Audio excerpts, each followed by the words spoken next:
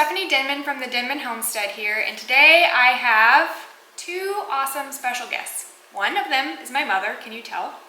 This is Maria, my mom, and Destiny, who you've heard a lot about. She is an awesome employee that is coming to help me with all the soaps and everything going on with the Etsy store. And today, my mom is going to show Destiny and I how to make candles. Yes, today we're going to be making peppermint swirl candles for Christmas. Yep, and they will all go in the gift boxes, so online, so be on the lookout for those. All right. I'm sorry. I'm sorry. All right, be on the lookout for the blooper reel at the end. All right, so what's step one? Okay, step one, candle making 101. Okay, so starting off, we need an old pot, correct? Yes, an old pot. An old pot. A pitcher. And this is a... I think it's stainless steel. Stainless steel? You can get online, there's candle making kits, and they will sell you everything you need. So, and I don't remember where I got these. Sure it was from a candle making store though. And a whisk, a temperature thermometer to find out how hot your wax is for melting, blending the properties for the different kinds of waxes. If you're going to blend waxes, your fragrances, all that. So there's temperatures that you have to do for pouring and melting. And then you'll need your containers, your wicks, your fragrances, anything that you want to decorate your little candles with. Today's peppermint swirl. Check it out. This is what we're going to be making today. I've already started it. My mom made this one for me the other day, and I started it today. Can you see that? It's got actual peppermint candy lining the glass jar, and she took my honey that I gave her from the bees, and she lined the jar at the bottom and then sprinkled, and she's gonna show you all of this. I'm just gonna give you a sneak peek of what's to come. She sprinkled the peppermint candies inside and kind of twisted it, correct? Mm-hmm. Rolled it. Yep, and then so the peppermint candies lined the jar, and then she poured the wax in with the wick, and she's gonna show us how to do all of that. So just to give you a sneak peek, isn't that cute?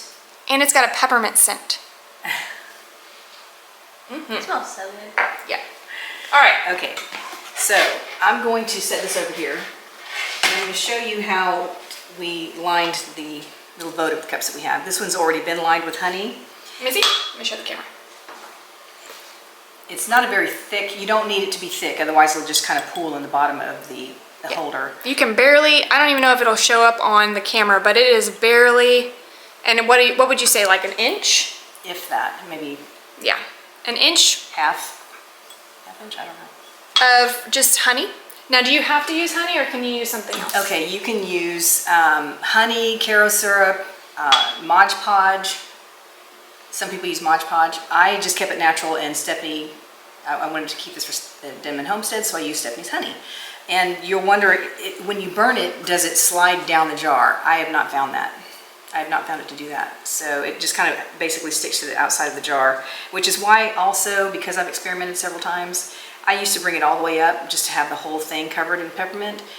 But when you burn it, it leaves the film and it doesn't burn down with the wax. So I've gotten to where I just put it on the bottom, around the bottom of it, and sprinkle a little bit on top.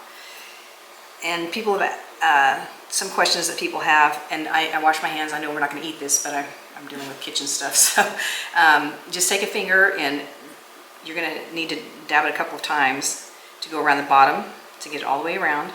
You want to do one, Destiny? Sure. Can Destiny do one? Sure. And just roll your finger around all the way around, and just kind of make sure it hits the bottom.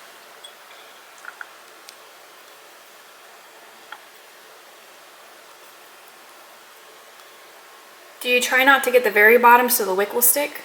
Yeah, and I'm going to try to just keep it around the edge.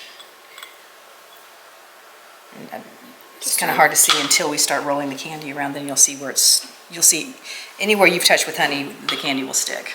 All right, so preparing your containers. We've put the honey around the bottom. I'm going to put a little bit of these crushed peppermints that you can get in any store. They already come crushed? Yes, these are crushed. Crushed. I think I got these at Walmart or Kroger, just a grocery store. You can even get them at the dollar store. And I have Didn't know used, that. and then I'm just gonna roll it. Just pour some in here, roll it. And then you're gonna tap the bottom to get the loose ones out. And you'll see Stephanie's honey around the exterior. You'll see the color of it. It does, when it dries, fades a little bit, but I like the effect it has when the candle's burning. It gives it a little bit of a glow when the wick gets down a little bit further. Cool. So, just keep Have filling you it up. made some with honey before? No, This is your first time? this is my first season to do this. I love experimenting. Is it in that one or is it you need to dump it in another? Yeah, this one. You roll it on the side to get it to go wherever your honey. See, you can tell that some honey was up here. Wherever the honey touched, this one will have a little bit of a. Do we have some in here? Yeah, can we go up higher? Let me see if It's this a will go craft up you can higher. eat. Yeah. Okay, so once you have your containers with your honey, try to get it, you want to try to make sure that it's clear on the bottom for when you put the wick, because, in, because if you have peppermint, it'll get underneath the wick and it won't sit right. So make sure you leave your hole. These, I need to attach with a glue gun. You can do, there's stickers for the bottom of the wicks that you can buy from a candle supply store. There's also, I use a hot glue gun. You can use the wax itself, dip it in the hot wax and then dip it, put it down in there. I find the glue gun to be easier. So I'm going to go ahead and attach these wicks in here. Okay, these are ones that we've already prepared. You can see on the bottom, the wick is stuck in here. And it's easy to do. Just take a straw and your wicks. Some people will put it down with their fingers, and I don't like to do that because sometimes it can get very hot using the glue gun. So just where there's a little, where the tab is, the wick comes through, I put a little dab just right there. It doesn't have to be cover the whole thing. Otherwise you'll get a lot of glue that ends up coming out. And just try to get it as much in the center as you can. Hold it for a second. Very cool. And then you just continue on with all of your candles, all of the containers.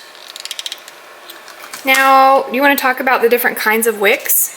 Yes, you do need to match the wick, the size of the wick to the size of your container. Because if the wick is too large, it will mushroom out. It'll cause a lot of soot. And Mushroom, that's when you see like the wick actually like bloom out. those little black balls on the top of it. Is that what that is? Mushrooming? Yeah, yes.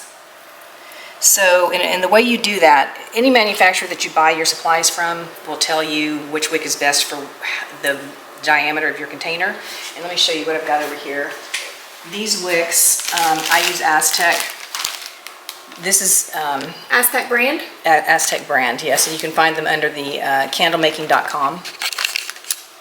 There's also Candle Science. There's so many out there, but these are 750s. They're good for me. They're good for the 2 to 3 inch, the 1.5 to 2 inch. The containers and the diameter of the container. Oops, sorry. I'm going to use these for the High Boy Cowboy later. High Boy Cowboy soap? Nope. High Boy Cowboy scented candles coming soon. Right. So the diameter is 2 inches. And when you're selecting your container, you want to make sure that the bottom is not so far off from the top, because then it skews which wick you think you might need. But it can also affect the burn, the air coming into your candle from the way the container is shaped. Sounds like a lot of science. Yeah, but it's fun. Okay. Like these come in a little bit, and this is a bigger container. The bottom of it is the burn that I want. So I'm going to stop filling it right where it starts to dip in. So I know that I'm not going to measure from the top, I'm going to measure from the bottom. And these, excuse me, let's see. These are about 2 1/4, just over 2 1/4.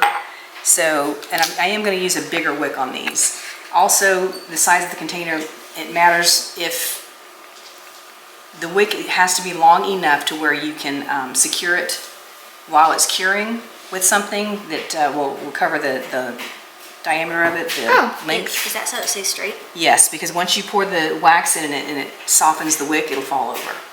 So you want something that you can secure it with, and I was going to get into that as soon as we pour. But the wick has to be tall enough so that you can secure it. You have something to secure it to. Hold on. So do you have to cut the wicks down like whenever, like after or before you burn it? Yes, after, just before you burn. I'm going to go ahead and continue securing the wicks to the containers, and then we will move on to the wax. I do have notes that I want to go over with you in the end, because when you've been doing something for a certain amount of time, you forget what you didn't know, and I want to make sure that you guys know from start to finish what we need to do here. So I'm just going to kind of fly through here just to secure the wicks.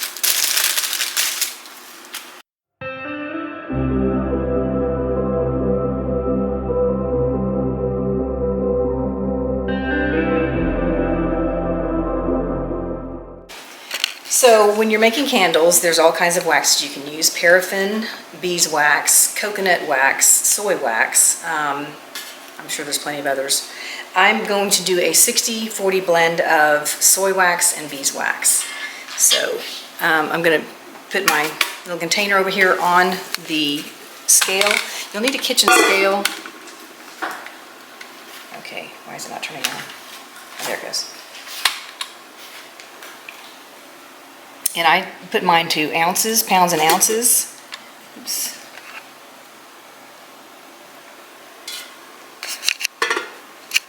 And you want to, once you put your container on here, you want to bring it to tare or tar, I don't know how you say it, but when you want to bring it back to 0. And because I'm going to be doing, I've already measured the amount of wax that I need. Basically what you do is, I'm going to show you real quick. Some people don't use, I use water to see how much wax I want in my candles, and to see how many ounces I need for wax. Okay, so I've reset this to 0. Well,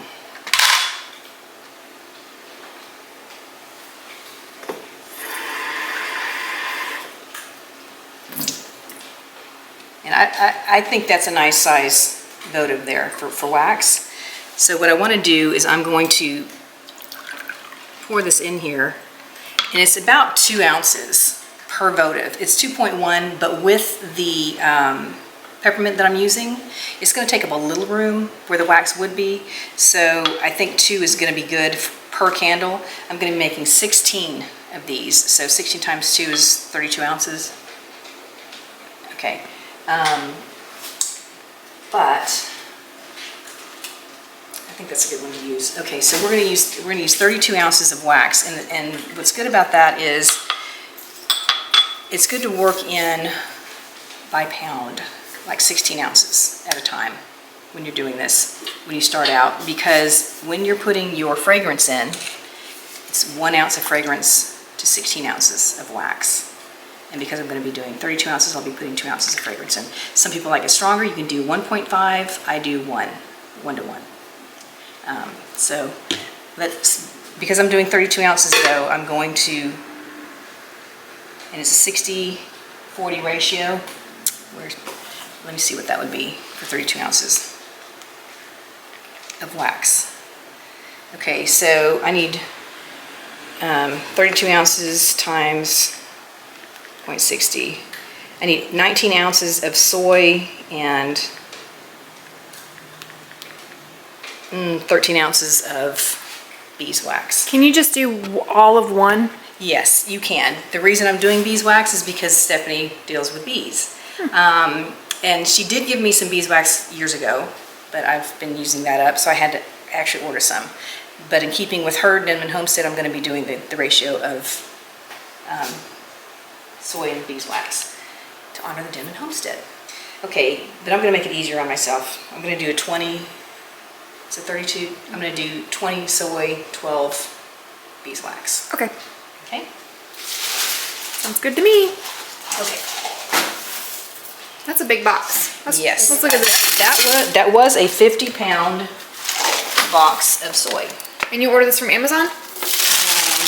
from Aztec. Oh. A long time ago. Oh, and it's lasted you this long? Yes, I actually stopped making candles about 4 years ago when I had a supply and COVID hit. Mm-hmm. So, what did I say my ratio was? 20 to 20 to 12? Okay. So we've got 11 here. It's going to be 16.4. Okay, this is going to go up to 16 ounces and it's going to flip. Okay, so that's 16 and I need 4 more ounces, so.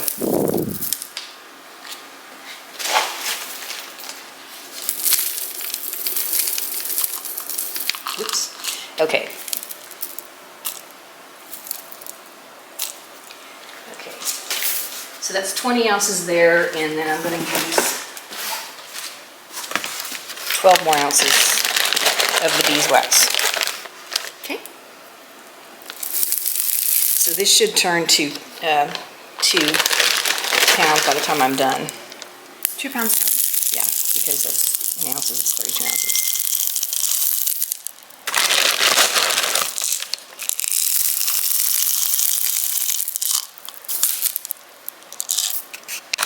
All right. 32 ounces. 2 pounds. So I bumped it. 2 pounds. Okay, we're going to make a double boiler. If it's water in here.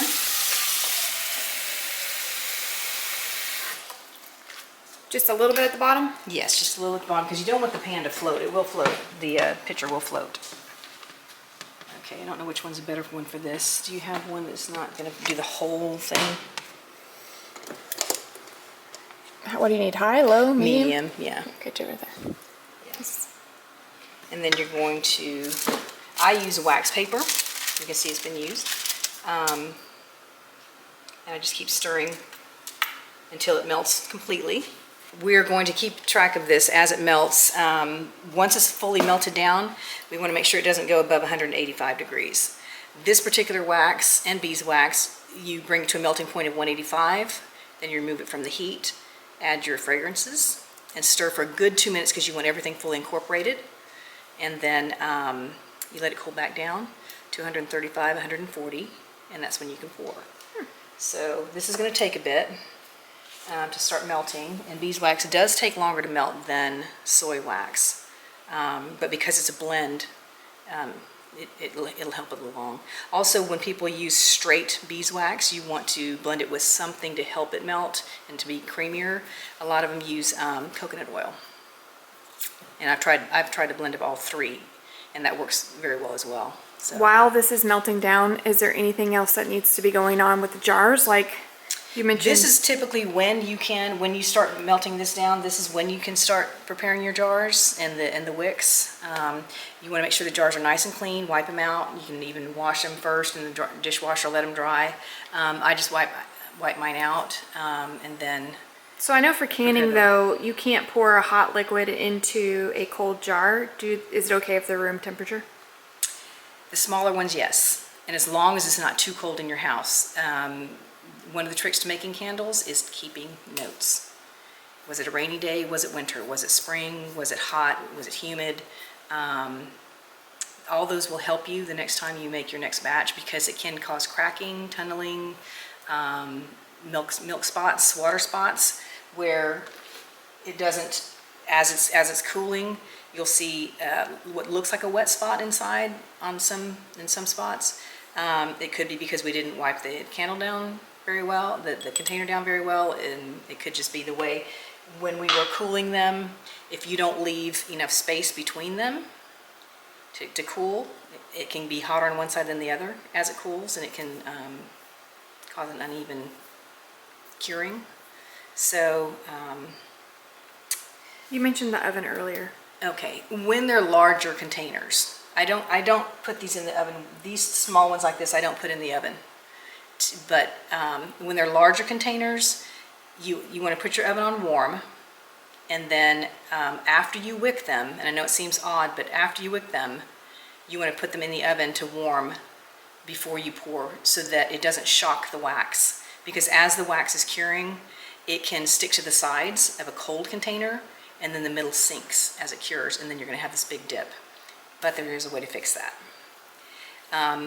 After you get done pouring all of into all of your containers, and you see that it's cured, and there may be holes, tunnels, bubbles, the dipping in the middle.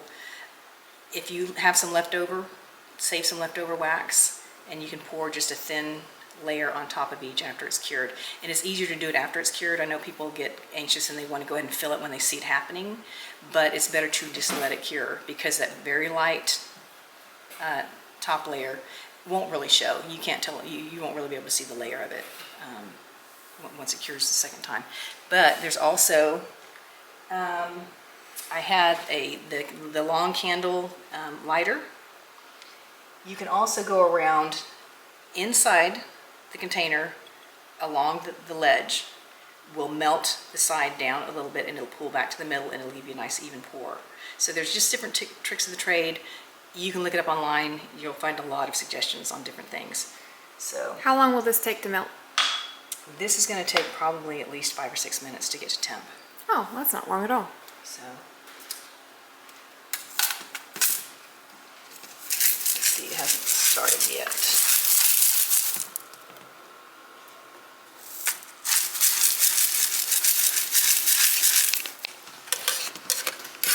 Okay, this has been going for a while.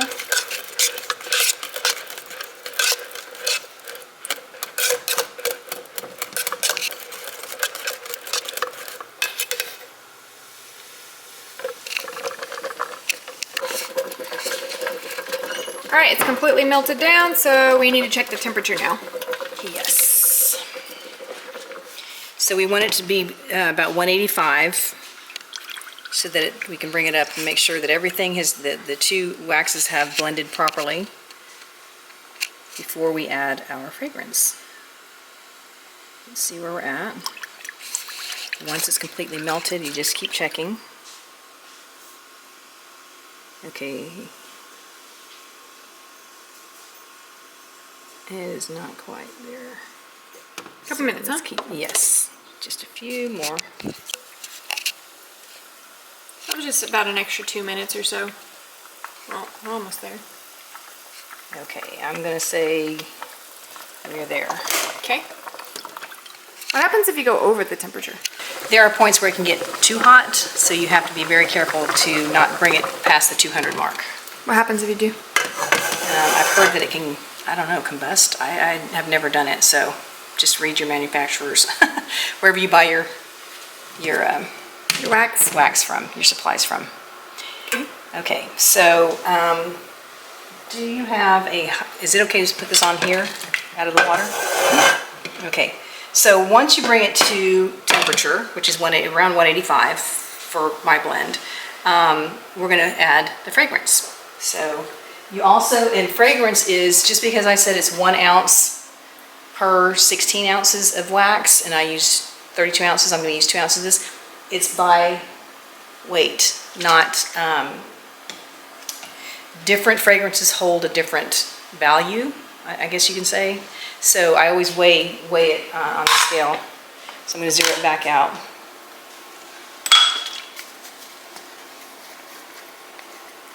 I learned this the hard way when I was making sourdough starter, because I was doing a 1-to-1 ratio with the water and the flour, and they're 2 different weights. So Yep. Okay, so, you need a 1-to-1 for actual weight, not volume. okay, I gotta get this off. Doesn't wanna come off. Okay, I'll just watch you struggle. I'm just kidding. Okay, I've zeroed it back out, zeroed the scale back out, and I'm going to bring it to 1 ounce. There's, well, just over 1 ounce here. Okay. And And you said you can add more if you like. if you like it stronger, yes. Stronger scents. Yes. I'm a stronger scent person, personally. I am not. Yeah, I know. I know some people. It's like overpowering. I like, yeah, I like just the hint. I want to smell it when I walk in the room. You know? You do, though, once you've walked out and walked back in. Oh, Okay, so there's 2nd ounce. Well, that's good. And also, I am using a separate shot glass, and because I don't ever, this is strictly for my candle making because of the chemicals or whatever I'm putting So in. when you get home, you're not going to take shots of tequila out of it? No, I'm not going to drink out of this. No, Okay. this is, I don't, yeah. You have a separate shot glass for that? Okay. Okay, so My mom likes to party. Party, party. she did not get that from me. I am innocent. Me too. Me too, Mom. Yeah, that should be all good. Once your wax has been brought up to temp 185, take it off the heat, add your fragrance, and then you want to stir for 2 full minutes. Okay. Okay, you want to make sure everything is properly blended, everything is well incorporated. Got it.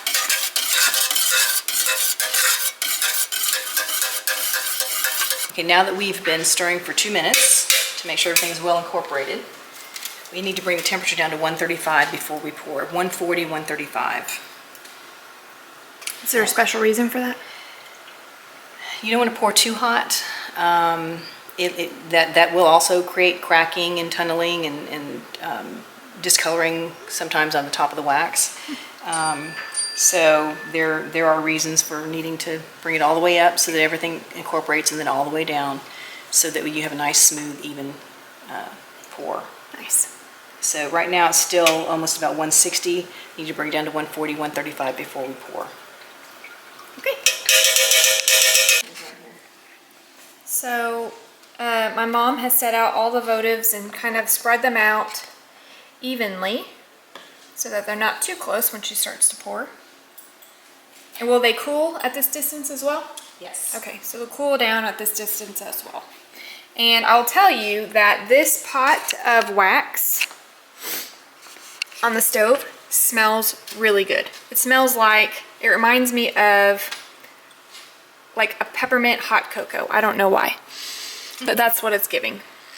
It's funny that you mentioned that. You're going to find out why. Okay. Peppermint hot cocoa. Okay, I'm going to tell you right now just because you mentioned that. Okay. What do you do with leftover candle holders? You put ingredients in them and you give them to your friends. You know what this is? Hot cocoa. Decadent hot cocoa. Wow. And I made it for you.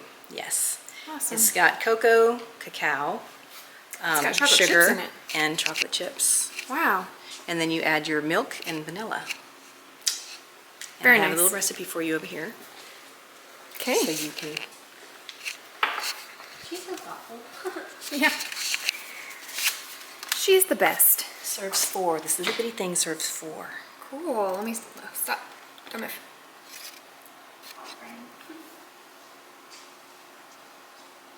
So that right there, this hot cocoa mix will serve, this is the ingredients and this is how to make it? Mm-hmm. Cool. Thank you. It's good. So once you burn your whole candle out, how do you save the jar then? Okay. Am I getting ahead of myself? No, while we're waiting for this to cool, we can do that. Let me check the temperature real quick though. You want to make sure you stir it a little bit while you're checking temperature because the outside can cool faster than the inside, so just mix it around a little bit before you check your temperature again. Let's see if we're ready to pour yet.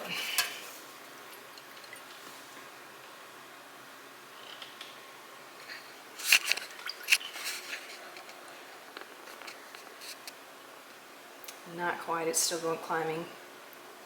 Not yet. Okay. Okay.